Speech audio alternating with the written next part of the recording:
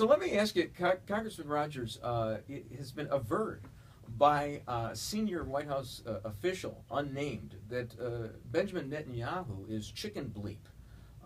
Do you concur with that assessment? No, not even close. And this has been my frustration with the administration for some time, that they do their foreign policy by leaks. When Israel was gearing up to the first run for some possibility of going to Iran and taking care of what was a growing nuclear threat, and we don't do a great job about talking about what the consequences are if Iran gets a nuclear weapon. It's a Middle East arms race that should make all of us stay awake at night. And they were very aggressive. They asked for certain pieces of technology from the United States, of which the president said no. Matter of fact, there were leaks subsequent to those conversations about what some of the tactics they might use if they were to try to do something like this, and put it in the press. So some young staffer who decides they're important by leaking to the press something that I find offensive to what is a great American ally, and so misrepresentative,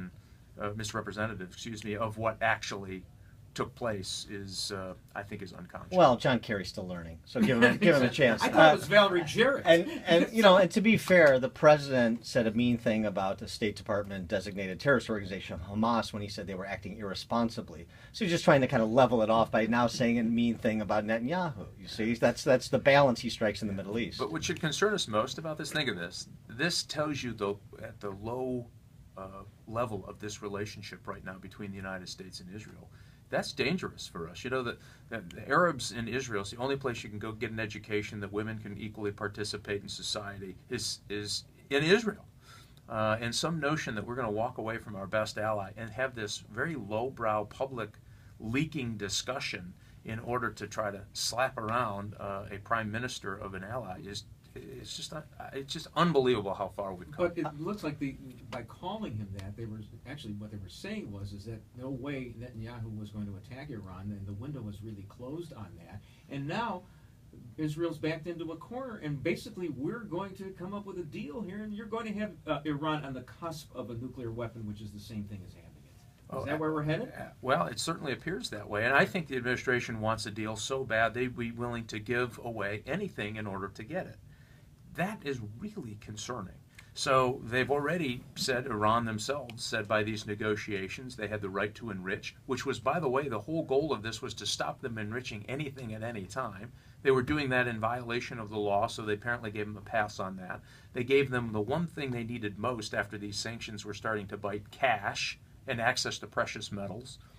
So now that they've got these barter relationships with China and Russia and others, so it takes all of the pressure that was building up on sanctions to get them to come to the table is now off.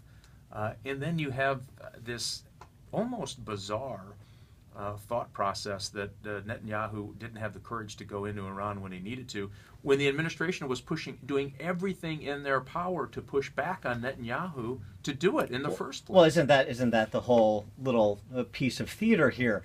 We're going to concede Iran their nuclear capacity, and we're going to blame Netanyahu for not invading Iran when they get it. Yeah, well, that certainly gives the appearance of circus-like material. On another matter, the president said at the outset that Ebola was a national security issue, and that's why he was sending 3,000 troops over to West Africa. Has he turned Ebola into a national security issue? Well, this is just one more example of how this administration is just having such a difficult time doing anything, let alone anything well. And so they announced that they would have 17 of these Ebola treatment centers, which is the reason they sent the military. None of them have been built yet over there. If you're going to treat this, you have to go forward. You have to treat it there. I would not have used the military. They're not equipped to handle this. But that being said, he did order them there. Okay,